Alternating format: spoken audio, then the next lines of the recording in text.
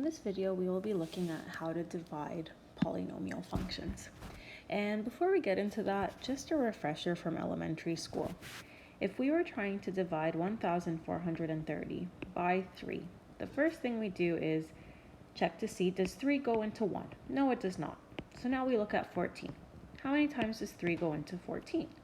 It goes in 4 times. And then 4 times 3 is 12. Then we subtract. 14 subtract 12 is 2. And we bring down our next digit in our dividend. So now we have 23. How many times does 3 go into 23? 7 times. And now we multiply. 7 times 3 is 21. Subtract your terms and we get 2. Bring down the final digit. And we're checking to see how many times does 3 go into 20. It goes in 6 times. 6 times 3 is 18. Subtract, we're left with 2. There's nothing left for us to bring down, so 2 is our remainder. So in terms of terminology, what you're dividing is called your dividend. What you're dividing by is called your divisor. The answer you get is your quotient, and the number, the leftover, is your remainder. And with those values, we can write a division statement.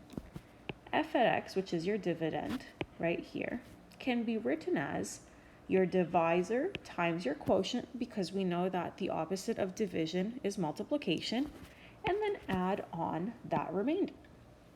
So for this example here, 3 times 476, and if you punch that into your calculator, you get 1,428. We're 2 off from our dividend, and that's where our remainder comes in.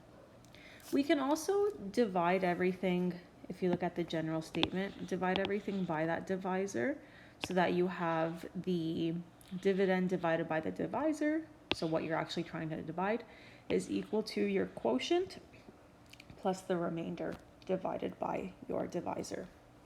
So that would be 476 plus 2/3. Now, when we bring in polynomials, there's 2 types of division we can do. Long division, which matches your elementary school knowledge very nicely, and something called synthetic division, which we will see later on as a sort of shortcut. So let's divide x cubed plus 13x squared plus 39x plus 46 by x plus 9. And we're going to set it up the exact same way. So I'm going to put my divisor out front. Then I'll put my dividend.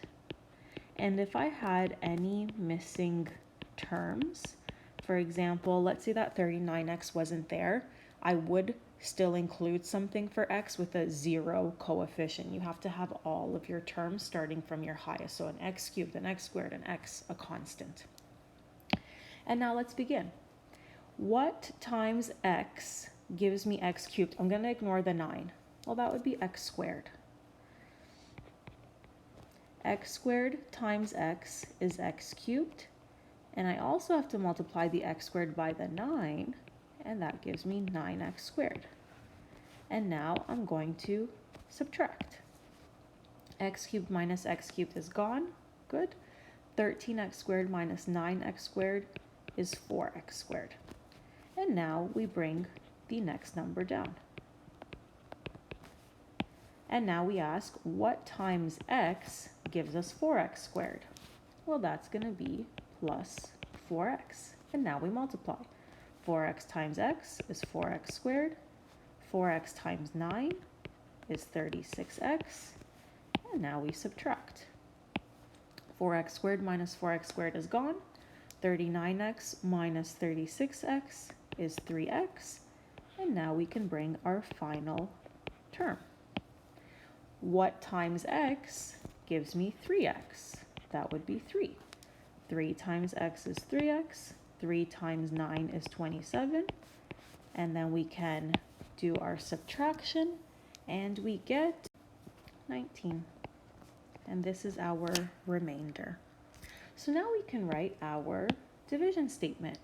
So that dividend, x cubed plus 13x squared plus 39x plus 46, can be written as me multiplying x plus 9 with the quotient, and that would get me really close to that original polynomial, but we have that little remainder. So let's try another one.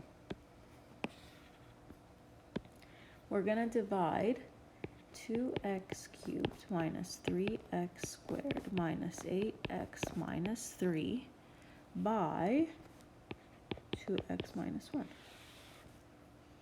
So what times 2x will give me 2x cubed?